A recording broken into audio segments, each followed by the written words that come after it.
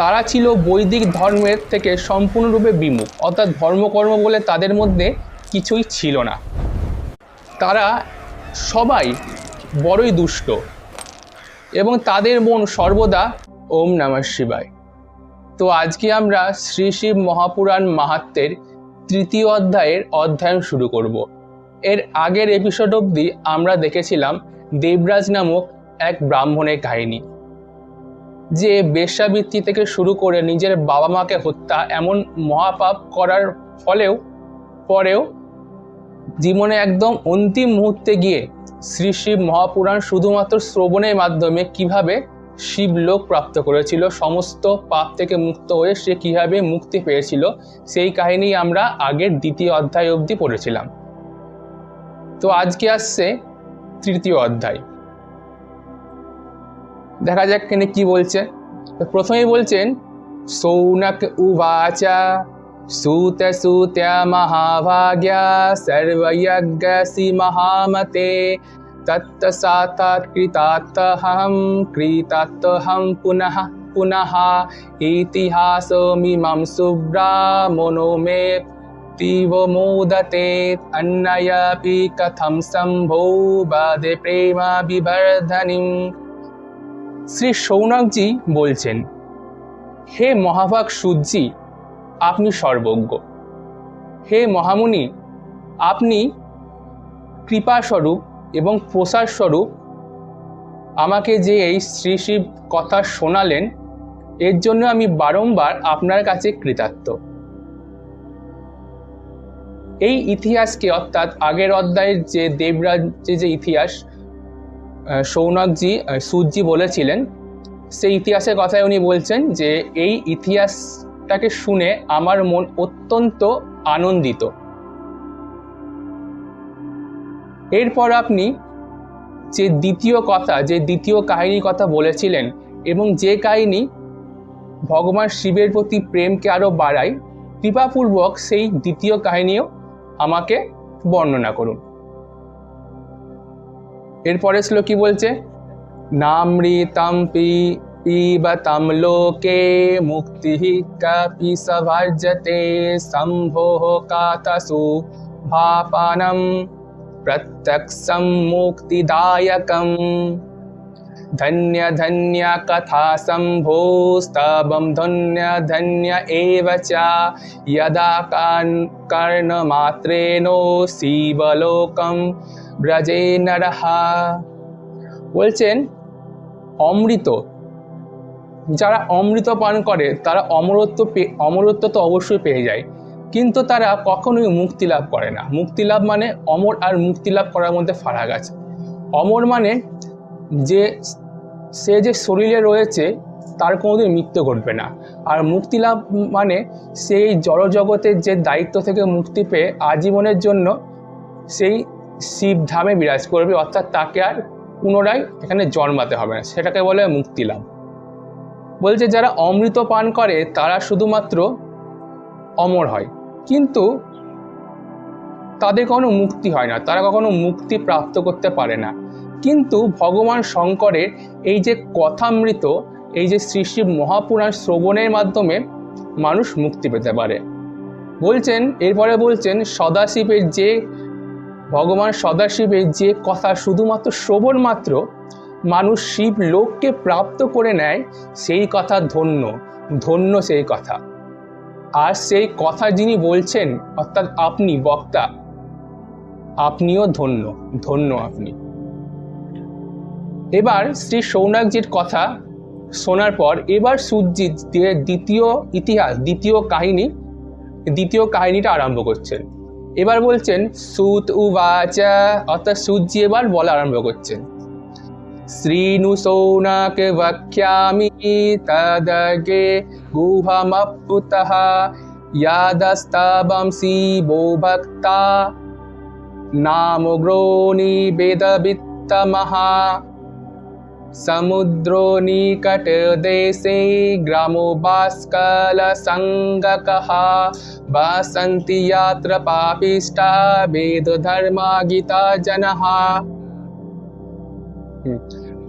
দুষ্ট দুর্বিষয়ামানো নির্বেদা জীববৃত্তয়ঃ কৃষিবালঃ শস্ত্রধারঃ পরস্ত্রী ভোগিনঃ খলঃ জ্ঞান বৈরাগ সদ্ধর্মো ন জ্ঞানন্তি পরম হিনে কুকথা শ্রবণানেষু নিরতঃ পশুবুদ্ধয়ঃ। তো বলছেন, হে শৌনকজি শুনুন, আমি আপনার সামনে কিছু গোপনীয় কথাবস্তুর বর্ণনা করছি। কেন? কারণ আপনি শিব ভক্তদের মধ্যে অগ্রগণ্য। ওই জন্যে আমি আপনাকে যে দ্বিতীয় কাহিনী, সেই দ্বিতীয় কাহিনীও আপনার সামনে বলছি, আপনি সেটা শ্রদ্ধাপূর্বক শ্রবণ করুন। এবার কাহিনী এখান থেকে শুরু হচ্ছে। সমুদ্রের নিকটবর্তী প্রদেশে একটা বাসকল নামক গ্রাম ছিল। সেই গ্রামে একটা প্রজাতি বাস করত, অর্থাৎ এক গোষ্ঠী, মানুষের এক গোষ্ঠী, একটা দল বসবাস করত। তারা ছিল বৈদিক ধর্মের থেকে সম্পূর্ণরূপে বিমুখ, অর্থাৎ ধর্মকর্ম বলে তাদের মধ্যে কিছুই ছিল না। তারা সবাই বড়ই দুষ্ট এবং তাদের মন সর্বদা দূষিত বিষয়, যত দূষিত সাংসারিক বিষয় রয়েছে, যত খারাপ চিন্তা রয়েছে, তাদের মন সবসময় সেই দূষিত চিন্তাতেই লেগে থাকতো। তারা কখনো ওই দেবতাদের ওপর বিশ্বাস করতো না, আর না তো তারা ভাগ্যের উপর বিশ্বাস করত। তাদের সবার বুদ্ধি ছিল অতি কুটিল। তারা কৃষক ছিল, চাষ করত এবং প্রত্যেকের ঘরে ঘরে সব ঘাতক অস্ত্রশস্ত্র তারা রাখত। তারা পরস্ত্রী গমন করত, অর্থাৎ অন্যের স্ত্রীকে ভোগ করত। তাদের মধ্যে জ্ঞান বৈরাগ্য কিছুই ছিল না, বিন্দু মাত্র জ্ঞান বৈরাগ্য তাদের মধ্যে ছিলই না, অর্থাৎ ধর্মকর্ম বলে তাদের মধ্যে কিছু ছিলই না।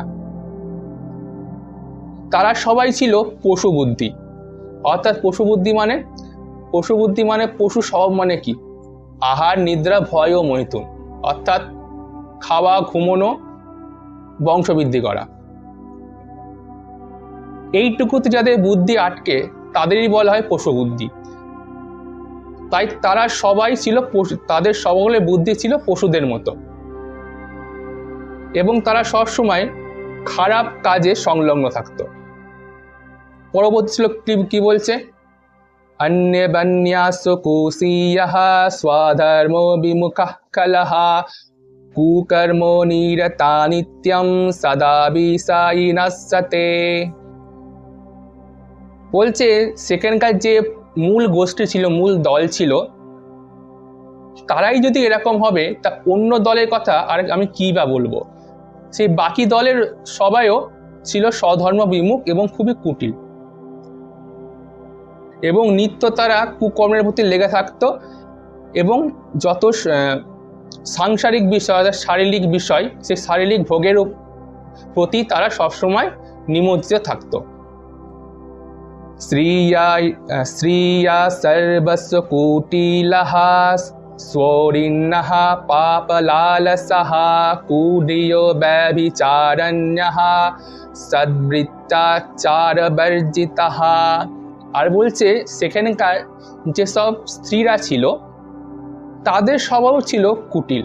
তারা ছিল স্বেচ্ছাচারিণী, পাপাসক্ত এবং কুৎসিত বিচারযুক্ত এবং ব্যভিচারিণী, এবং তাদের মধ্যে সদ্ব্যবহার এবং সদাচারের নামমাত্র ছিল না। অর্থাৎ সেই গ্রামে শুধু পুরুষরা নয়, মহিলারাও একই রকম ছিল। এবার পরবর্তী শ্লোক কি বলছে দেখি। এবং জন সংবাসে গ্রামে বাসকাল সঙ্গীতে তত্রেকো বিন্দু গো নামো বিপ্র আসি নামাধ্যাধমঃ। বলছে সেই স্থানে, অর্থাৎ সেই বাসকল নামক গ্রামের এক সময়ে বিন্দু নামধারী একটা ব্রাহ্মণ বাস করত। সে বড়ই অধম ছিল। কেন বলা হয়েছে নামধারী ব্রাহ্মণ? ব্রাহ্মণ মানে কি?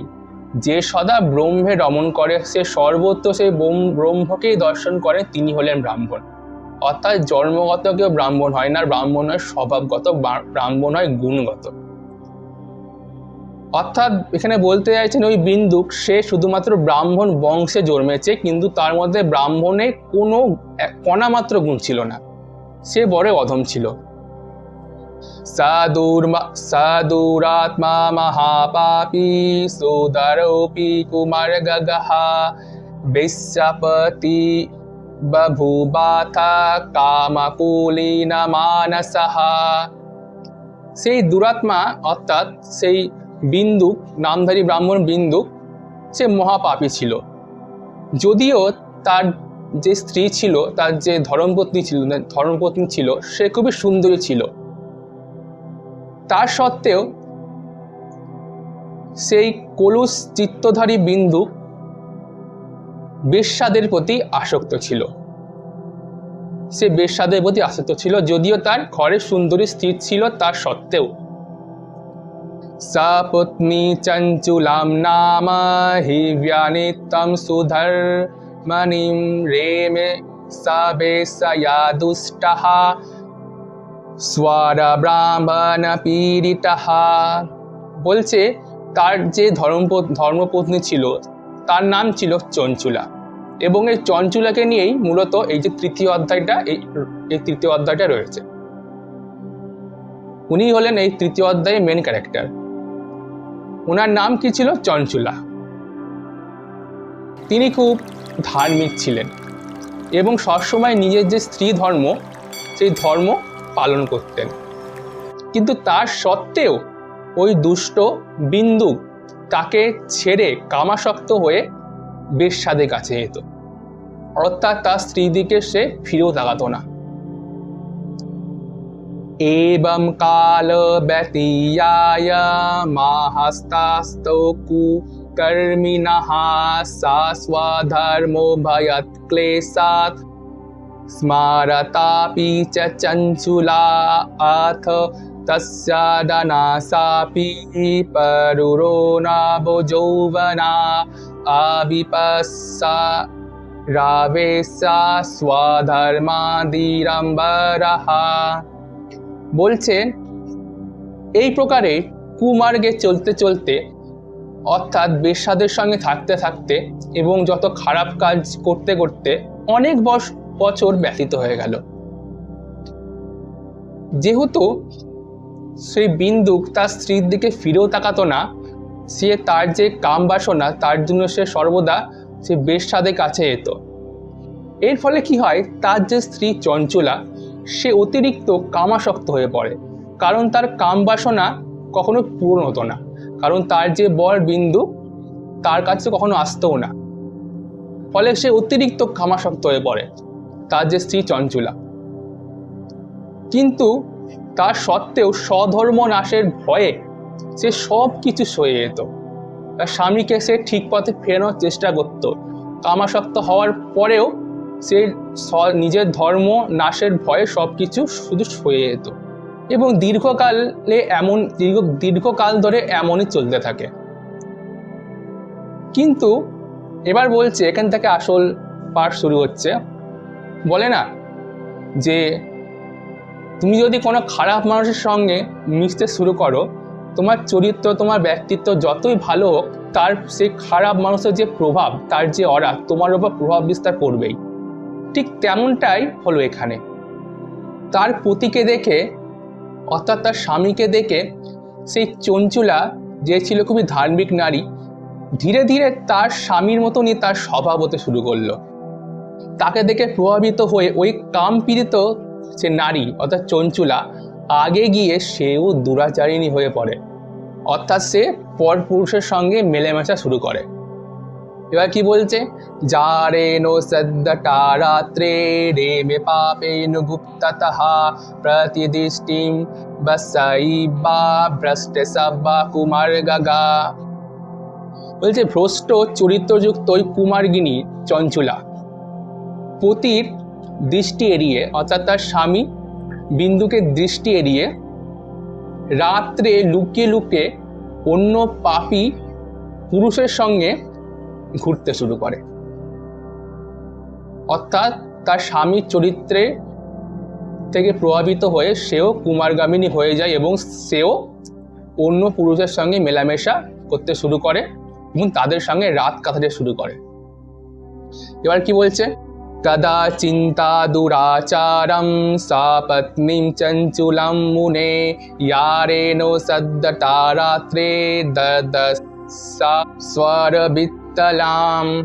বলছে হে মুনে, একবার ওই ব্রাহ্মণ, অর্থাৎ যে বিন্দুক নামধারী ব্রাহ্মণের কথা বলা হয়েছে ফার্স্টে, ওই ব্রাহ্মণ একদিন রাত্রিবেলায় ওই দুরাচারিণী তার যে পত্নী চঞ্চুলাকে কামাসক্ত হয়ে অন্য পরপুরুষের সাথে সহবাস করতে দেখে নেয়। পরিষ্কার বর্ণনা দেওয়াই আছে এখানে। অন্তরঙ্গ অবস্থায় তার স্ত্রীকে পরপুরুষের সঙ্গে দেখে নেয়। এরপরে কি হয়, দুষ্টবাতাম দোষিতম পত্নীম কুমার্গসক্তমাসসাম ইয়ারেনো সঙ্গতাম রাত্রে ক্রোধদ্রুদ্রাবেগতঃ। বলছে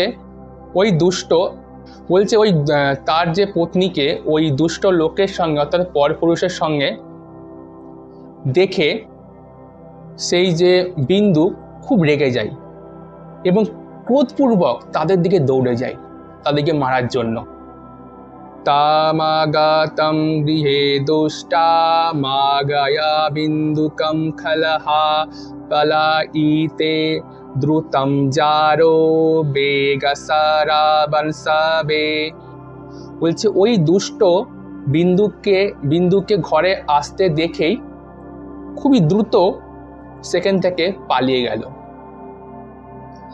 আথা সা বিন্দুগহা পত্নীম গৃহী বাদুরায়সহ মুষ্টিবন্ধেন সঞ্জাতে পুনরাদতঃ। বলছে তারপর ওই বিন্দু নিজের পত্নীকে ধরে খুবই বকাবকি শুরু করলো এবং নিজের মুষ্টির মাধ্যমে প্রহার শুরু করলো, অর্থাৎ তাকে মারতে লাগলো। সা নারী তারিতা খত্রা চঞ্চুলা স্বারিণী খলা কুপিতা নির্ভয়া প্রায় স্বপতিম বিন্দুগম খলম। বলছে ওই ব্যভিচারিণী দুষ্ট নারী চঞ্চুলা তার কাছ থেকে অত্যাচারিত হওয়ার পর, অর্থাৎ তার কাছ থেকে মার খাওয়ার পর সেও অত্যাধিক কুপিত হয়ে যায় এবং কুপিত হয়ে নির্ভয়া পূর্বক তার ওই দুষ্টু যে অর্থাৎ দুশ্চরিত্র যে পতি স্বামী তাকে বলতে শুরু করে। এরপরে রয়েছে চঞ্চুলা এরপরে কি বলল বা কি করলো, যেটা আমরা দেখব পরবর্তী এপিসোডে। তো আজকের জন্য এইটুকুই। এর পরবর্তী এপিসোডে আরও রোমাঞ্চকর যে পরবর্তী পার্ট, সেই রোমাঞ্চকর পরবর্তী পার্টটা আমরা পরবর্তী এপিসোডে দেখব। ওম নমঃ শিবায়।